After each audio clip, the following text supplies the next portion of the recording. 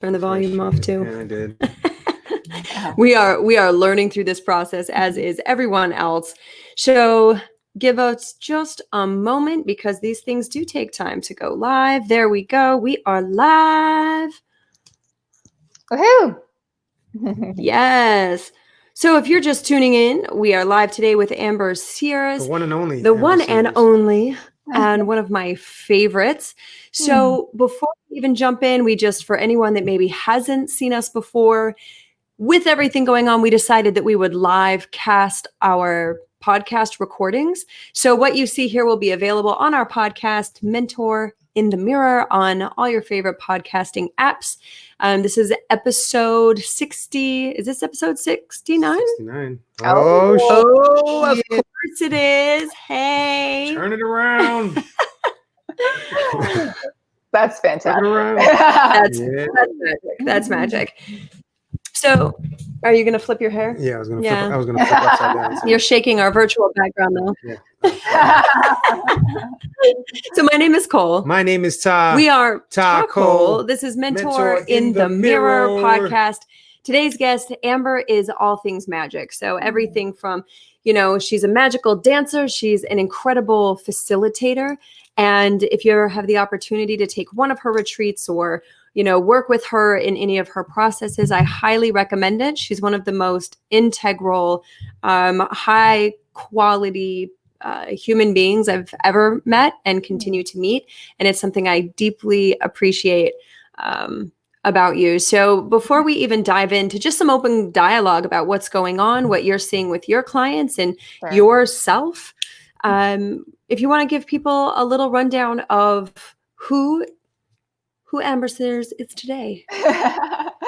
So who I am today, I'm so many things. And I feel like I dabble in all of them on a daily basis, which is so exciting because I do a lot of business coaching for health and wellness entrepreneurs, but I also have a huge background in dance, teaching Pilates and yoga for 10 years, holistic nutrition. So I just have so many different tools and modalities that I've learned over the years to help me with my holistic lifestyle, but also help me help others with those tools. And so my journey really starts with dance. And I had a lot of, acute and chronic injuries that led me to Pilates and yoga and plant-based nutrition. And so I just became really passionate about a lot of tools and techniques that I had learned to help me along my journey. And then I was like, I got to give this out to people because there's so much transformation that can happen, which is even one of these tools, let alone all of them. So, but in the last 6 years or so, I've been doing primarily business coaching alongside my shamanic yoga retreats, which is like my heart is retreats. I love retreats more than anything.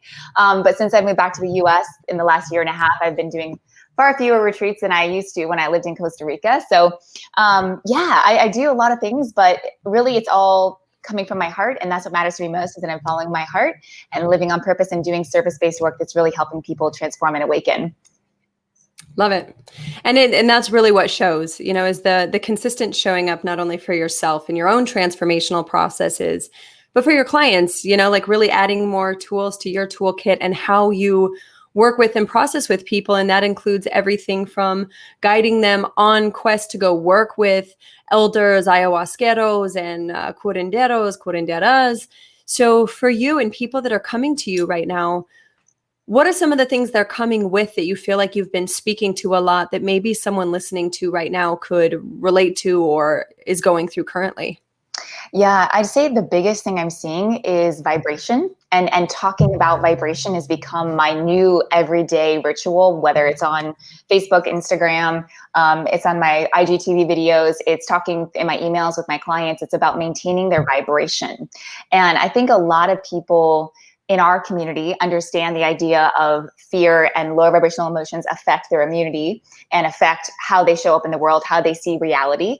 And to the masses, I think this is a newer-ish message to be getting out there, that there is a frequency difference when you are in a state of gratitude versus a state of fear, and what that attracts into your life and how you see reality when you are in a state of fear or scarcity or overwhelm. And so much of what I've been trying to do is just lighten the load a little bit with different practices, right? It's like teaching them Pilates, yoga, breath work, dance, holistic nutrition practices. Like in my Self-Love Warrior online membership community, I have a whole group for women that's dedicated to self-love and empowerment. And so much of what I'm giving them right now is immunity boosting strategies with nutrition and supplementation, but also things to help them calm their nervous system, like meditation and yoga, and other things that they love. It's really getting them back into their power zone of what excites you, what are you passionate about, what are you purpose driven about, and focusing on those things just during this time when maybe a lot of people are out of work or they're really, really, really struggling with figuring out what their next step is. So the first part is mindset and how we keep our vibration up so that then we can come up with more clear, decisive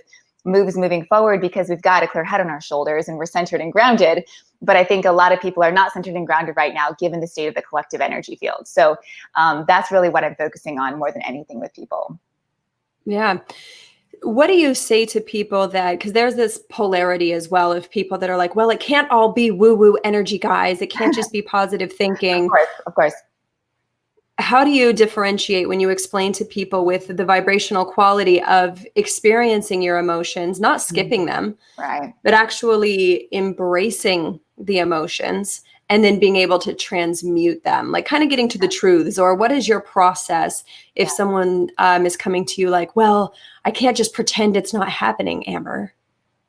Yeah, I think, and this is where the self-care rituals become so important, because it's about journaling and sitting with yourself. If you've got a lot of emotions coming up, which by the way, this was me like a week ago, I sat on my meditation little bench thing in front of my altar and I cried for like a half hour because I was feeling the collective energy. I was also feeling all my own fear and anxiety coming up.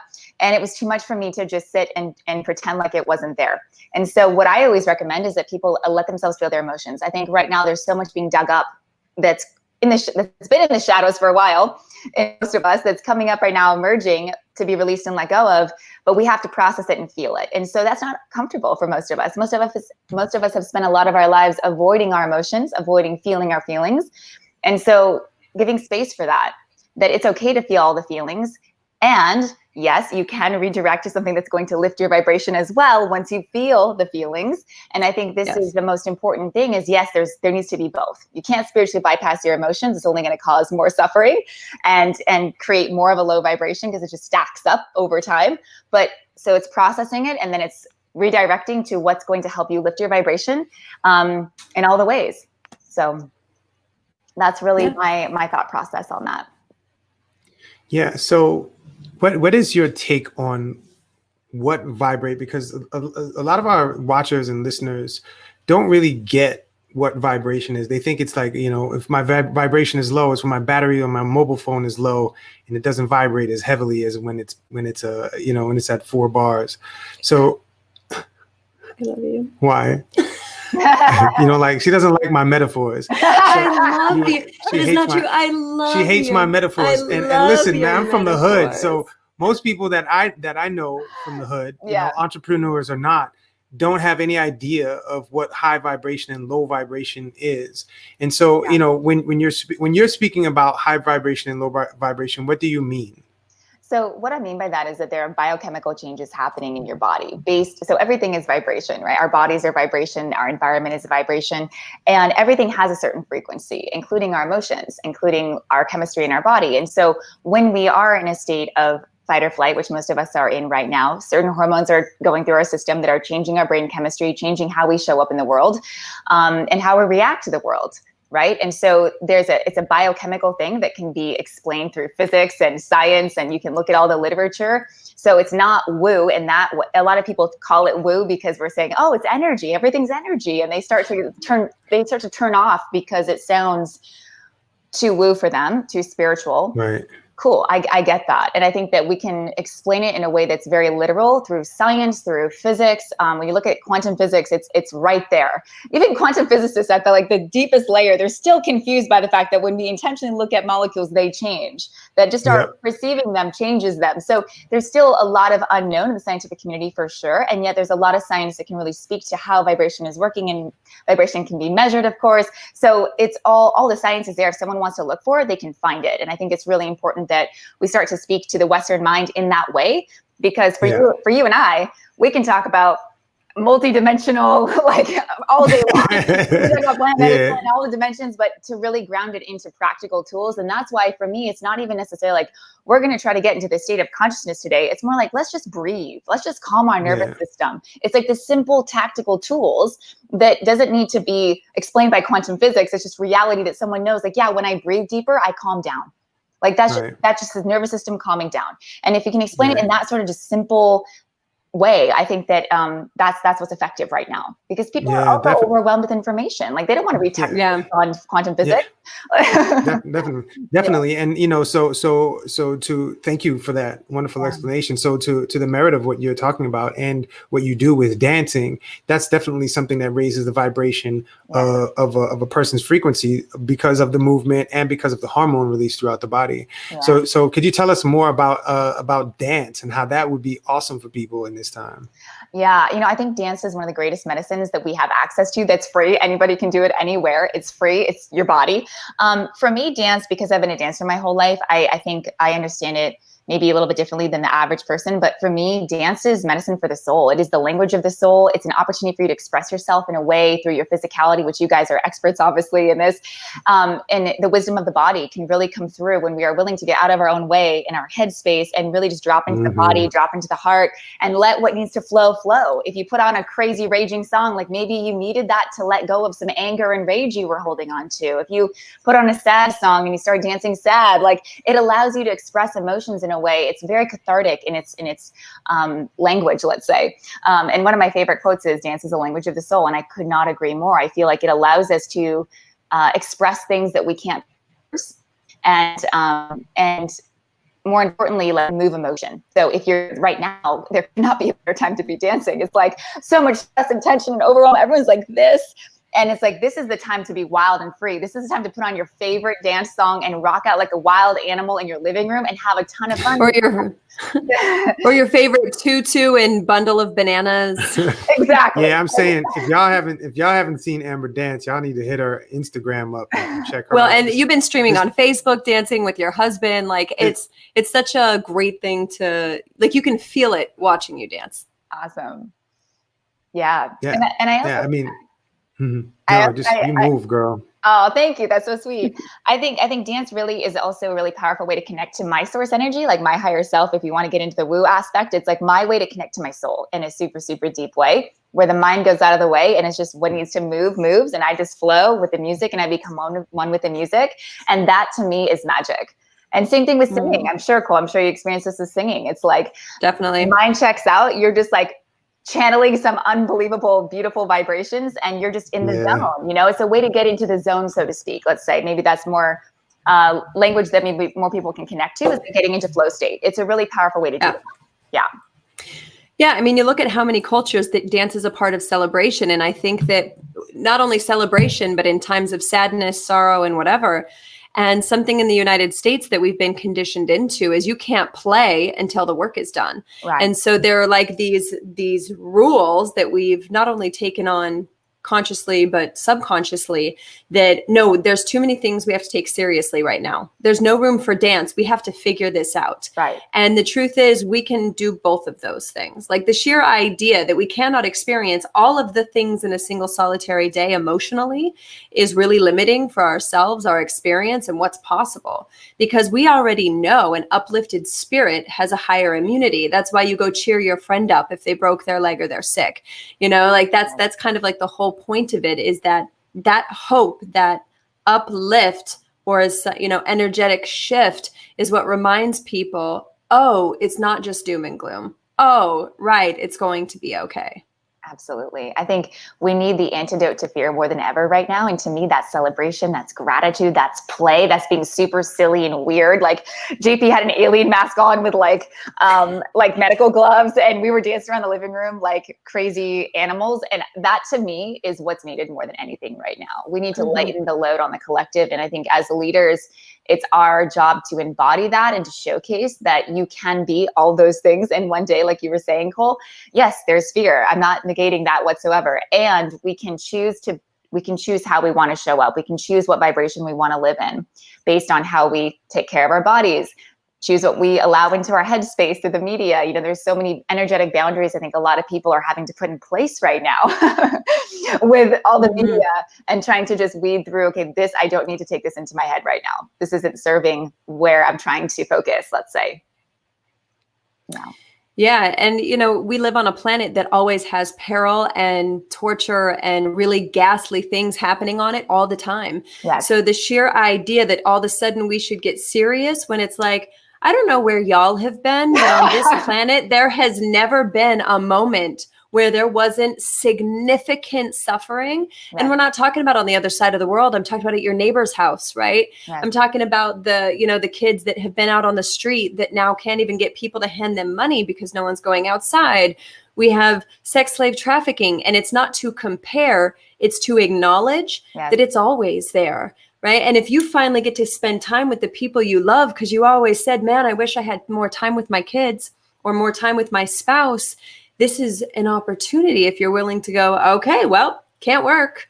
Not sure how we're going to figure out the finance and things like that. But you know what? There are millions of people in this country that are going to be facing that. So we're going to have to, sort that one thing at a time. That doesn't mean you cannot go outside and play with your kids for an hour and laugh and, bounce around and be silly or get in the kiddie pool in the backyard and, pretend to be a dolphin. Like, oh, we should do that tomorrow.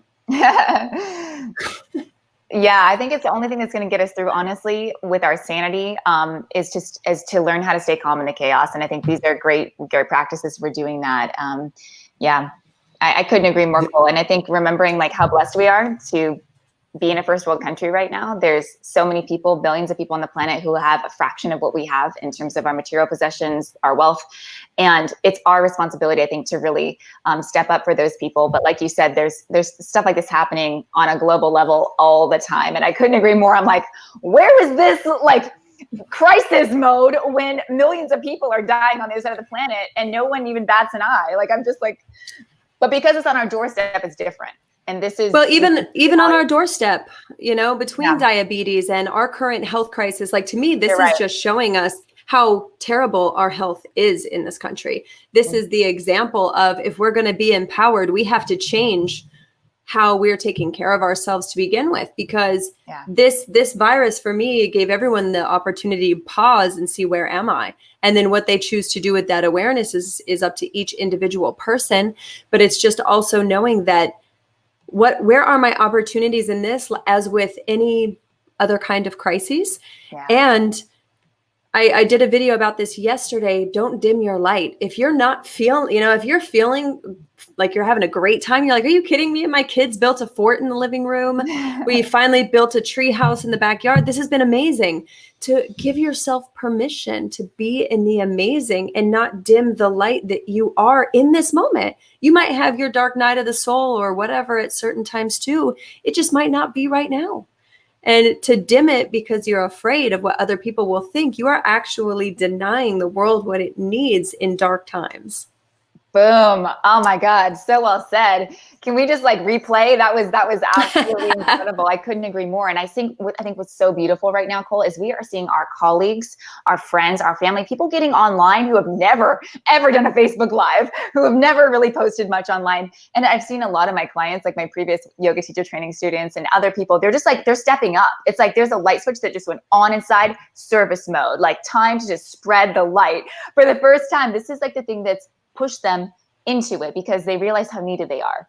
And I couldn't be more excited, honestly, by what we're seeing in terms of people really showing up as leaders.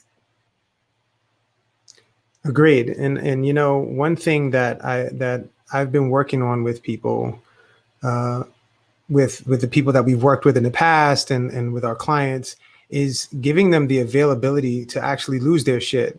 And, we're talking, everybody's like, calm down, but they've got this buildup of energy. And that's part of what the dance does. It allows people to kind of let things out. There are some things that dance is not going to let out. And like being able to lose your shit, I think is one of the most important things for us in this time, is to be able to actually have somebody that can actually hold space for you while you lose your shit and acknowledge it. And be like, yeah, I see you, I hear you, and it's valid. Not calm down, stop it. This isn't PC.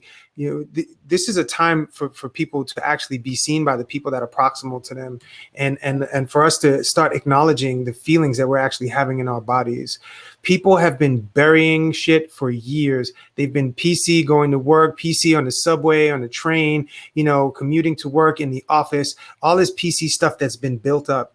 now is a time where you have to be with yourself. So all of the stuff that's been sitting around that you've been covering up with work, you've been covering up with all this other stuff is coming to the surface. So for us to be able to have an outlet where we can actually express, I think is really important. And this is something I was considering doing too, was like having like, lose your shit with Todd time on Facebook and just come on and just say whatever you want. Right. So what you're doing, with your dance, what you're doing with your yoga, what you're doing with allowing people to illuminate things is awesome. And I really appreciate you helping people to get to that calm state by allowing them to really express fully through body. That's awesome.